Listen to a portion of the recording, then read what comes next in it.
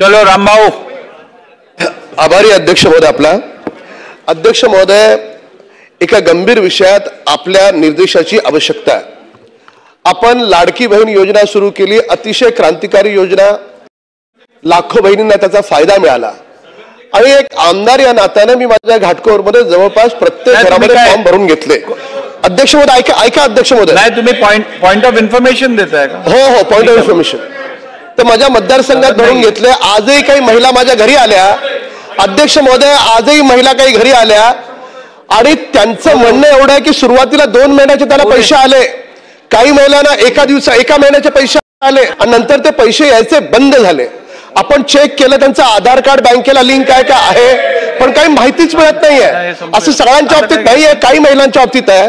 तर माझी शासनाला विनंती आहे की महाराष्ट्रातल्या सगळ्या महिलांना, लाडक्या बहिणींना हे कळावं की ज्यांच्या अकाउंटमध्ये पैसे येत नाहीयेत तर कुठली तरी अशी वेबसाईट असावी की ज्याच्यावर नाव टाकलं तर तिला पैसे येणार आहेत, न येणार आहेत, न येत आहेत, तर काय कारण आहे तिला कारण कळलं पाहिजे. कारण ती लाडकी बहीण आजही आशेवर आहे की मला 2 महिन्याचे पैसे मिळाले, पुढचे पैसे मला मिळणार की नाही मिळणार. माहितीबद्दल धन्यवाद. निर्देश द्यावेत की सरकारनं अशा स्वरूपाची वेबसाईट सुरू करावी आणि विरोधी पक्षाला बोलण्याचा काय अधिकार नाही. तुम्ही त्या लाडक्या बहिणीला खडकू दिला नाहीत, आम्ही दिलेत पैसे आम्ही, आणि ज्या बहिणींना मिळत नाहीत त्या बहिणींना सुद्धा आम्ही देऊ. आणि सन्माननीय आदित्य ठाकरे साहेब, तुम्हाला तर जराही नाही, तुम्हाला तर जराही नाही. महापालिका लुटून खाल्लीत तुम्ही. पंकजाताई बोला. नियम बोला बोला बोला बोला बोला पंकजाताई बोला बोला. मी ऐकतोय, मला ऐकू येतंय, बोला. त्यांचं महाराष्ट्र विधानसभा.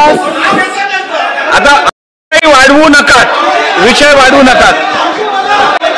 ठीक आहे, निवेदन पटलावर ठेवण्यात आले. लक्षवेधी क्रमांक 1. बावनकुळे साहेब 1 मिनिट. पंकजाताई बोला. आज महाराष्ट्र विधानसभा नियम 47 काढतो. पशुसंवर्धन व्यवसायास कृषी समकक्ष दर्जा देण्यासंदर्भात मंत्रिमंडळाने निर्णय घेतलेला आहे. राज्याच्या ठीक आहे, होऊ दे, निवेदन होऊ दे, बसा. निवेदन होऊ दे, बसा. बोला पंकजाताई बोला. हे निवेदन अत्यंत महत्वाचं आहे, सर्व आमदारांसाठी आवश्यक आहे. देतो, होईल ना. बोलले तर तुम्ही सगळ्यांनी त्याचं स्वागत केलं आहे. बसा. निवेदन जवळ देतो म्हणले ना. निवेदन प्लीज. महाराष्ट्र विधानसभा नियम 47 पशुसंवर्धन व्यवसायात कृषी समकक्ष दर्जा देण्यासंदर्भात मंत्रिमंडळाने निर्णय घेतलेला आहे. हे सभागृहाला अवगत करण्यासाठी मी इथे उभी आहे.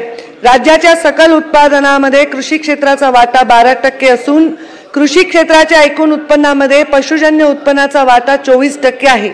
महाराष्ट्रातील पशुजन्य उत्पन्नाचा विचार करता भारतीय आरोग्य परिषदेने दैनंदिन आहारामध्ये शिफारस केलेल्या प्रमाणाइतके अंडी व मांस उपलब्ध होत नाही.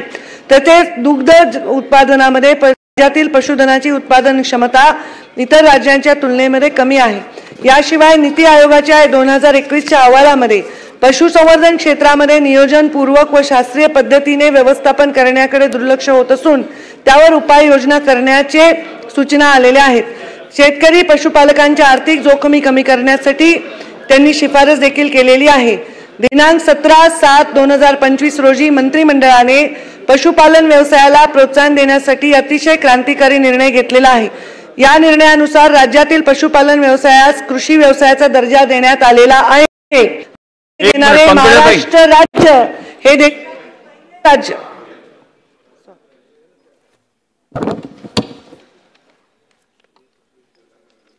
असे करणारे महाराष्ट्र राज्य हे देशातील पहिले राज्य असेल. याबद्दल सन्माननीय मुख्यमंत्री आणि दोन्ही उपमुख्यमंत्र्यांचे आभार आणि अभिनंदन. यामध्ये वीज दर आकारणीसाठी कृषी व इतर वर्गवारीनुसार कृषी वर्गवारीप्रमाणे त्यांना लाभ देण्यात येतील. ग्रामपंचायत कर मध्ये लाभ देण्यात येतील. पशुपालन व्यवसायात पंजाबराव देशमुख व्याज सवलत योजनेच्या धर्तीवर व्याज दरामध्ये सवलत देण्यात येईल. कृषीप्रमाणे कुक्कुटपालन व पशुसंवर्धन व्यवसायासाठी सोलार पंप च्या उभारणी करण्यामध्ये सवलत देण्यात येईल. या निर्णयाचा लाभ राज्यातील सुमारे 76.41 लक्ष पशुपालकांना होणार आहे. या निर्णयामुळे पशुजन्य उत्पादनातून सुमारे 7,700 कोटी रुपये इतकी वाढ होणे अभिप्रेत आहे. ठीक आहे, चला लक्षवेधी. हा बोला. अध्यक्ष महोदय, माझं नाव कशासाठी घेतलं मला माहित नाही. सन्माननीय सदस्य जे बोलत होते ती वस्तुस्थिती आहे. अनेक महिलांना वाटतं की त्यांना फसवलं गेलेलं आहे, कमी पैसे मिळतात बँकेच्या खात्यांमध्ये, त्यांची नावं कापली जातात. मी तर त्यांचं अभिनंदन करत होतो की वस्तुस्थिती त्यांनी हाऊस समोर आणलेली आहे. तर एवढं चिडण्याची काय गरज होती? आम्ही सगळे तर त्यांचे अभिनंदन करत होतो की महिलांची फसवणूक ही लाडकी बहीण योजनेत कशी होत आहे, ठीक, हे त्यांनी लोकांसमोर आणलं. ठीक आहे, चला लक्षवेधी क्रमांक 1. नाही नाना भाऊ, नाही आता नाही.